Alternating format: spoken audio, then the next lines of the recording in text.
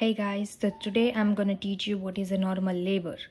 I will teach you the definition, normal labor क्या होता है and उसके cause, उसके stages and the mechanism. So first we will start with definition. The definition is series of events that take place in the genital organs in an effort to expel the viable products of conception. यानी कि जो normal labour है उसमें होता क्या है, तो series of event होती हैं जहाँ कहाँ पे होती है, तो जेनेटल ऑर्गन्स में। बट वो क्यों होती है, तो कि expel the viable products of conception. तो अब वायबल प्रोडक्ट्स ऑफ कंसेप्शन क्या है, तो foetus, placenta and the membrane out of the womb through the vagina into the outer world. मतलब वो वोम से निकल के वजाइना के थ्रू आउटर वर्ल्ड में आता है, उसे हम कहते हैं लेबर, और आमतौर पर हम उसे कहते हैं डिलीवरी। फिर है नॉर्मल लेबर यानी कि eutocia. What is the normal labour, वो कैसा होता है। तो फर्स्ट स्पॉन्टेनियस इन ऑनसेट, उसका ऑनसेट एकदम स्पॉन्टेनियस होता है। Then next is with vertex presentation. तो I will show you in the picture that what is a vertex presentation. You can see in the screen, and I will teach you about the all types of presentation in my next video. And the third one is without undue prolongation, कि कोई prolongation नहीं होना चाहिए. And the last one is without having any complication affecting the mother or the baby, यानी कि कोई भी complication affect नहीं करनी चाहिए, ना तो mother को ना तो baby को. And next we will move on to the cause of onset of the labour. There are many cause, बहुत सारे कॉज है जो ऑनसेट करते हैं लेबर को. इसमें फर्स्ट है यूट्राइन डिस्टेंशन, यानी कि उसमें होती है यूट्राइन के मसल में होती है स्ट्रेचिंग. स्ट्रेचिंग कहाँ पे होती है, on the myometrium. Myometrium you also know that myometrium is a type of the muscle layer of the muscle and the uterus. और उसमें क्या होता है, तो कि स्ट्रेचिंग होती है. बट वो स्ट्रेचिंग बढ़ती क्यों है, because of growing foetus and the liquor amnii. Liquor amnii means के जो लिकर अराउंड द फीटस होता है उसे हम कहते हैं liquor amnii. Next we will move on the next topic is uterine stretch. कि यूट्राइन स्ट्रेच का cause, what is the cause, क्योंकि यूट्राइन स्ट्रेच क्यों होता है. Increase the gap junction protein receptor, जो कि मायोमेट्रियम के अंदर एक गैप जंक्शन होता है, उसमें प्रोटीन रिसेप्टर होते हैं, वो इंक्रीज हो जाते हैं. उसकी वजह से ऑक्सीटोसिन बढ़ जाता है. ऑक्सीटोसिन बढ़ जाता है तो यूट्राइन मसल स्ट्रेच होता है. This is the main cause for the uterine stretching. And contraction associated proteins भी बढ़ जाते हैं, और इन सब की वजह से यूट्राइन स्ट्रेच होता है. ये हुआ फर्स्ट कॉज. अब सेकेंड कॉज है फेटोप्लासेंटल कॉन्ट्रीब्यूशन. फेटोप्लासेंटल कॉन्ट्रीब्यूशन में क्या होता है कि फीटल हाइपोथैलेमिक पिट्यूटरी एड्रिनाली एक्सिस, इसकी वजह से जो CRH है, कॉर्टिकोट्रोपिन रिलीजिंग हार्मोन, वो बढ़ जाता है. उसकी वजह से ACTH बढ़ जाता है, एंड उसकी वजह से products of oestrogen and prostaglandin from placenta बढ़ जाता है. इन सब की वजह से यूट्राइन स्ट्रेच होता है. Then the oestrogen. What is the oestrogen. Oestrogen है वो ऑक्सीटोसिन की मात्रा को बढ़ा देता है, और ऑक्सीटोसिन ये एक ही मात्रा हार्मोन है जो यूट्राइन स्ट्रेचिंग को इंक्रीज कर देता है. Then the progesterone. Progesterone is progesterone की वजह से फीटल प्रोडक्शन जो है dehydroepiandrosterone sulphate DHEAS and cortisol को बढ़ा देता है. उसकी वजह से जो प्रोजेस्टेरोन है वो कन्वर्ट हो जाता है, and therefore progesterone level fall for before the labour. जो प्रोजेस्टेरोन है वो कन्वर्जन को इनिबिट कर देता है, और उसकी वजह से प्रोजेस्टेरोन का लेवल फॉल हो जाता है before the labour. Then the prostaglandin क्या करते हैं, लेबर को मेंटेन करते हैं. Then the neurological association through the nerve pathway. जो नर्व पाथवे होता है यूट्रस का, उसकी वजह से जो स्ट्रेच होता है उसे न्यूरोलॉजिकल स्ट्रेच कहते हैं. Now the next topic is pre labour means कि 2 to 3 weeks before onset of true labour, जो प्रीमी ग्रेविडा में देखने को मिलता है 2 to 3 weeks before, and multipara में होता है few days before the onset. And pre labour में होता है lightening, cervical changes. What is the lightening में होता है ये जो प्रेजेंटिंग पार्ट यानी कि हेड है वो हमें दिखता है ट्रू पेल्विस में.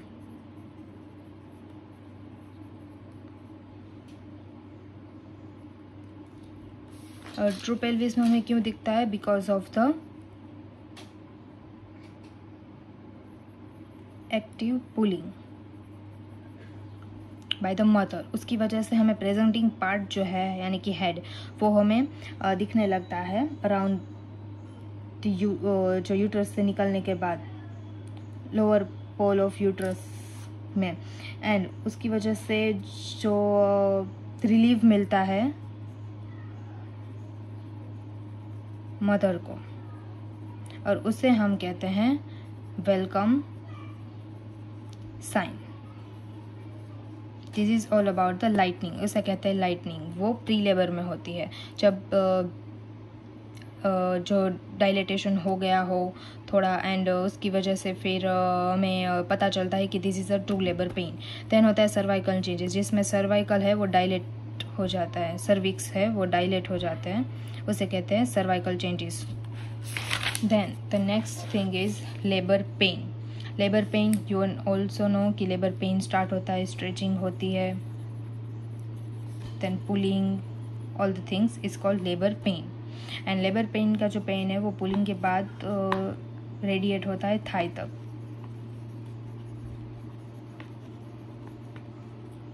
देन उसके बाद सो। व्हाट इज अ सो? तो सो इज द एक म्यूकस सिक्रीशन होता है with blood and we can see with naked eyes, इसे कहते हैं show. And show is one of the sign of true labour pain. And then होता है formation of bag of water, जहाँ पे जो वाटर होता है वो उसका एक पाउच लाइक स्ट्रक्चर बन जाता है। आई will show you. You can see in this picture, this is for water, जो वाटर अराउंड द बेबी होता है, इसका एक पाउच बन जाता है जिसे हम कहते हैं bag of the water. And I will show you, tell you the difference between true labor pain and false labor pain. So first, painful uterine contraction at the regular interval. True labor pain होगा तो वो regular intervals में होगा, and false labor pain होगा तो वो irregular होगा।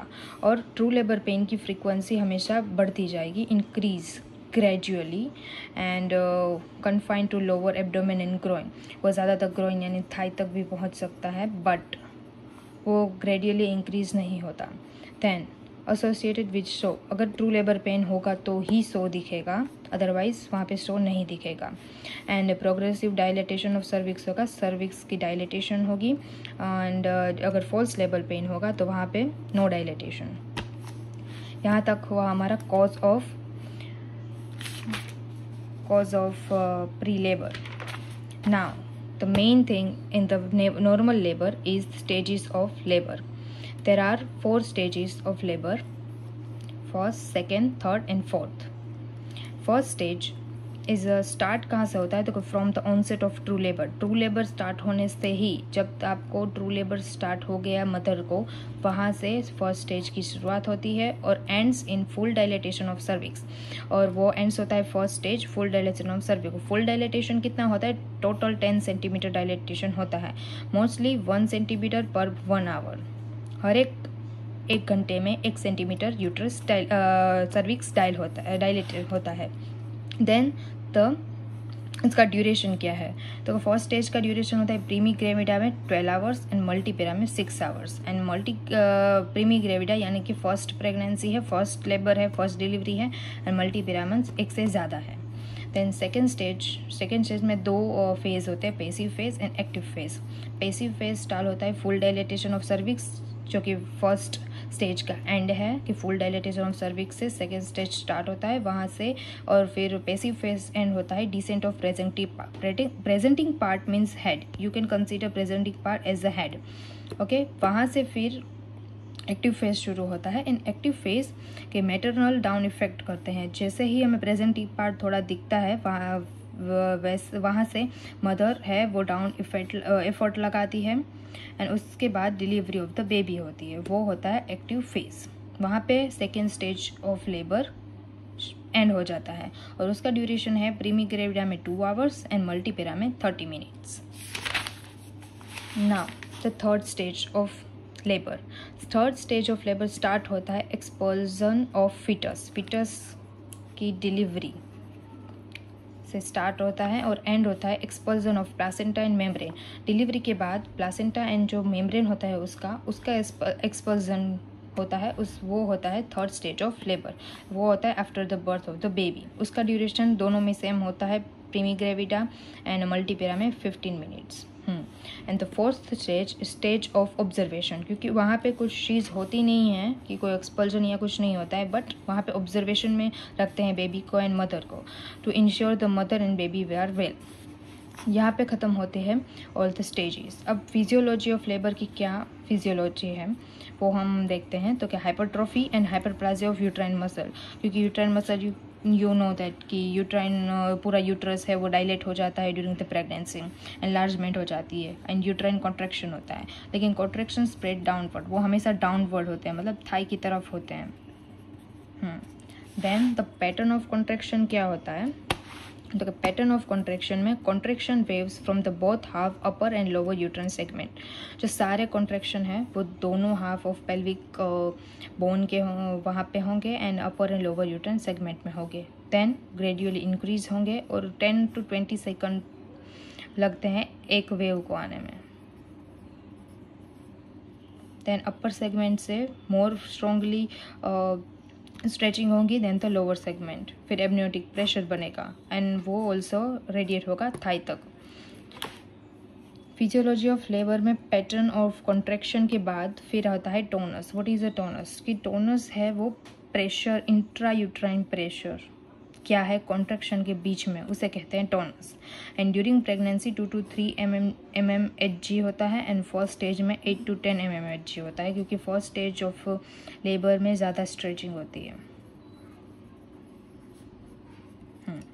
Intensity तो ग्रेजुअली बढ़ेगी एंड ड्यूरेशन होता है फर्स्ट स्टेज में कॉन्ट्रैक्शन के 30 सेकंड्स एंड सेकंड स्टेज में contraction last longer than the first stage, और सेकंड स्टेज में कॉन्ट्रैक्शन है वो ज़्यादा रहते हैं। Now we will move on to the next topic is retraction. यह है फिजियोलॉजी ऑफ लेबर का last topic is a retraction in which the muscle fibre are permanently shorted. Contraction के बाद होता है रिट्रैक्शन में परमानेंटली शॉर्ट हो जाते हैं muscle fibre. And then the formation of lower uterine segment बनता है एंड उसमें डिसेंट होता है प्रेजेंटिंग पार्ट यानी कि हेड का, एंड उसमें सरफेस एरिया वो कम हो जाता है, इसकी वजह से हमें रिट्रैक्शन भी होता है फिर and the contraction.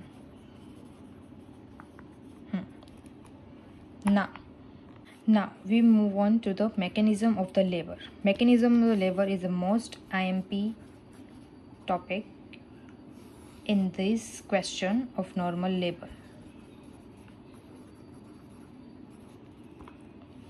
The mechanism of labor में बहुत सारे movements होते हैं एंड उसकी डेफिनेशन है the series of movement that occurs on the head in the process of adaptation during the journey through the pelvis is called mechanism. मतलब कि series of movement होता है, बट कहाँ पे? तो क्या हेड, बेबी के हेड में जो सीरीज ऑफ मूवमेंट होते हैं, पर वो क्यों होते हैं? क्योंकि अडेप्टेशन के लिए to the journey through the pelvis. उसकी जो बेबी की जर्नी होती है वो पेल्विस से निकलने के लिए जो अडेप्टेशन करती है सारे, उस पूरे मूवमेंट्स को हम कहते हैं मैकेनिज्म। एंड मैकेनिज्म में बहुत सारे मूवमेंट्स होते हैं and there are the other movements are engagement, descent, flexion,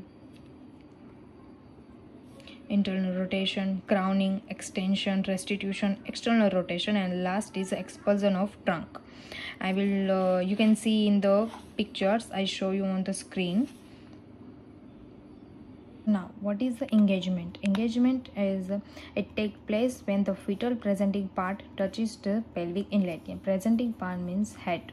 When जब हेड है बेबी का वो टच करता है पेल्विक इनलेट को, वहाँ से शुरू होती है इंगेजमेंट। इंगेजमेंट में बीपीडी यानी biparietal transverse diameter crosses the pelvic inlet. You can see in the picture on the screen कि कौन कौन से टाइप के डायमीटर्स होते हैं। उसमें है बीपीटी के ट्रांसवर्स डायमीटर है, वहाँ से हेड क्रॉस करता है टू द पेल्विक इनलेट्स, उसको कहते हैं इंगेजमेंट।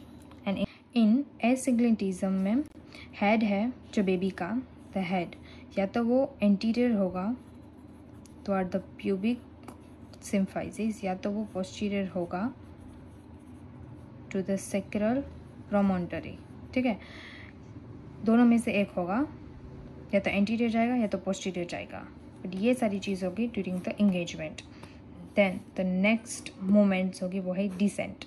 डिसेंट मीन्स डिसेंट एक तो कंटिन्यू प्रोसेस है एंड देन वो वेल मार्क होती है सेकेंड स्टेज ऑफ लेबर में, जहाँ पे फुल डायलेटेशन ऑफ सर्विक्स से लेकर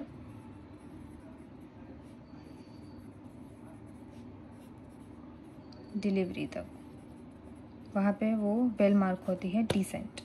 उसमें होता है downward passage of presenting part through the pelvis. जो प्रेजेंटिंग पार्ट यानी हेड है वो डाउनवर्ड हो जाता है टू द पेल्विक, उसे कहते हैं हम डिसेंट. और डिसेंट को कौन कौन से फैक्टर है वो फैसिलिटेट करते हैं, तो वो है uterine contraction, bearing down effort by the mother and the straightening of foetal baby. यानी फिटल बेबी एकदम स्ट्रेट होगा तो डिसेंट है वो एकदम परफेक्टली हो जाएगा. अगर वो उसकी बॉडी स्ट्रेटन नहीं है या फिर परफेक्ट पोजीशन में नहीं है तो descent will be very hard.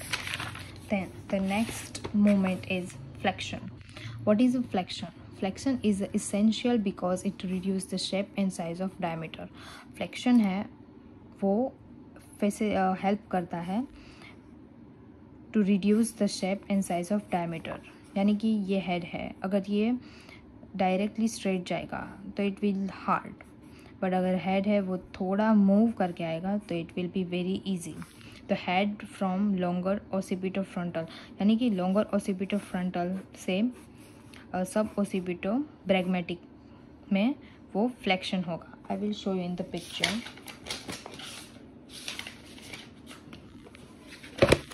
You can सी कि यहाँ पे हेड है वो ओसिपिटो फ्रंटल में है और वहाँ से फिर ये थोड़ा फ्लेक्स हो गया. You can see in the flexion is a सब ओसिपिटो ब्रैग्मेटिक. तो फ्लेक्शन की वजह से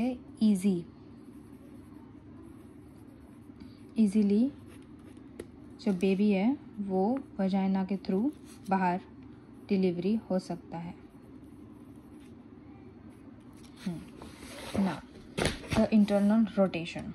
What is the internal rotation? Internal rotation है जो turning the head in such a manner that occiput gradually moves toward the pubic symphysis anteriorly. यानी कि जो flexion में head है, flexion में जो head है वो थोड़ा फ्लेक्स कर गया था इस तरफ, तो नाउ अब फर्दर वो इंटरनल रोटेशन करेगा और वो moves toward the pubic symphysis anteriorly होगा तो द ओरिजिनल पोजीशन से. ठीक है, तो उस वजह से रोटेशन होगा और रोटेशन के बाद होगा इन द क्राउनिंग बीपीटी यानी कि बाइपैराइटल डायमीटर क्रॉसेस द आईटीडी यानी कि इंटर टेम्पोरल डिस्टेंस. यानी कि जो पेल्विक बोन है और यहाँ पे ये जो हमें वजाइनल दिखने को मिल रहा है द गैप यानी कि vagina, this is a vagina, तो वहाँ से जो हेड है बेबी का वो पास कर जाएगा और हमें हेड पेल्विस के बाहर दिखेगा, उसे हम कहते हैं crowning. Crowning at this stage, maximum diameter of head stretches the vulval outlet without any recession of head. Vulval outlet से जो बेबी का हेड है वो बाहर आ जाएगा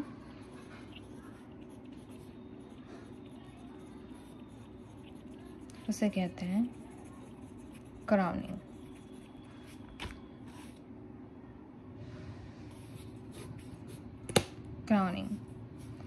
क्राउनिंग के बाद ही हमेशा एपिजियोटोमी की जाती है after crowning. And what is episiotomy? I will teach you in my next lecture.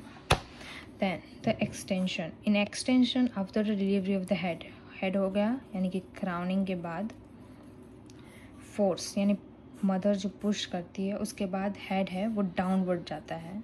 Head vulval outlet से बाहर तो आ गया, फिर उसके बाद वो और आगे डाउनवर्ड होके बाहर आता है तो उसे कहते हैं एक्सटेंशन. देन द रेस्टिट्यूशन में होता है it is the visible passive movement of the head. कि हेड है वो हम नेक्ड आइज से उसकी सारी मूवमेंट्स देख सकते हैं इन द रेस्टिट्यूशन. रेस्टिट्यूशन फिर अनट्विस्टिंग होती है नेक की ड्यूरिंग द इंटरनल रोटेशन। जो इंटरनल रोटेशन में नेक की ट्विस्टिंग हुई, उसके बाद जो हेड है वो फर्दर उसके मूवमेंट होती है, जो हम नेक्ड आइज से देख सकते हैं, उसे कहते हैं restitution. And movement of restitution में क्या होता है, तो opposite to the internal rotation. अगर इंटरनल रोटेशन में मूवमेंट इस तरफ हुई है तो रेस्टिट्यूशन में देन मूवमेंट इस तरफ होगी, तो very opposite, and it will help to ease the delivery. Then the occiput point toward the maternal thigh. जो ओसिप्यूट है बेबी का, ये जो बेबी का हेड है उसका जो ये ओसिप्यूट है वो मैटरनल थाई को कॉरेस्पॉन्ड साइड पे ओरिजिनली जो ले करता है वहाँ पे थाई, वहाँ पे टच होगा। ये बेबी है, you can consider this is a baby, ये बाहर आ रहा है, this is a mother's thigh. तो अगर बेबी का हेड इस तरफ है तो it will touch this thigh, अगर इस तरफ है तो it will touch the this thigh. तो थाई के टच होगा, it will cause the restitution because of the restitution. Now the last movement of the labor is a external rotation. Internal rotation के बाद जो एक्सटर्नली रोटेशन होगा baby के head में is called baby में, not a head now, head तो moment हो गया, not the further the body part. इसमें जो रोटेशन होगा उसे कहते हैं external rotation. It is the movement of rotation of the head visibly externally. जो एक्सटर्नली जो मूवमेंट होगी हेड की वो हमें दिखेगी, वो होगी एक्सटर्नल रोटेशन। एंड वो क्यों होती है, due to internal rotation of shoulder. Head तो बाहर आ गया, we can see the head now, head बाहर आ गया नाउ। तो जो शोल्डर है बेबी के उसमें जो मूवमेंट होगी वो होगी external rotation. And now shoulder now lies antero posterior diameter. Antero posterior diameter में होगी सेम एज द रेस्टिट्यूशन में जो मोमेंट्स होती है वो सारी मोमेंट्स होगी शोल्डर पे, उसे कहते हैं external rotation. And now descent take place until anterior shoulder escape below the pubic symphysis। और डिसेंट होता जाएगा वो एक्सटर्नल रोटेशन में, इंटरनल रोटेशन होगा किसका, शोल्डर्स का, लेकिन तब तक होगा जब तक प्यूबिक सिम्फाइसिस में जो है शोल्डर्स है बेबी के वो बाहर नहीं आ जाते तब तक। एंड देन उसके बाद होगा posterior shoulder sweep over the perineum. Perineum से पोस्टीरियर शोल्डर भी बाहर आएंगे। नाउ ऑल द बेबी, जो पूरा का हो पूरा बेबी है, whole baby is come through the vagina and the rest of the trunk expel out by the lateral fraction. कि फिर डॉक्टर के थ्रू उसको पुल किया जाएगा एंड उस पुलिंग के during the pulling the lateral fraction होगा of the trunk and then whole baby delivered. So this is all about the normal labor, and I will give you this all the notes on my Telegram channel. Please do subscribe, like and share this video. And this is all for the exam purpose. अगर आप exam में इतना लिख दोगे then you will get the full marks. So I hope you like this video. So we will meet in my another video. Till then, bye, take care.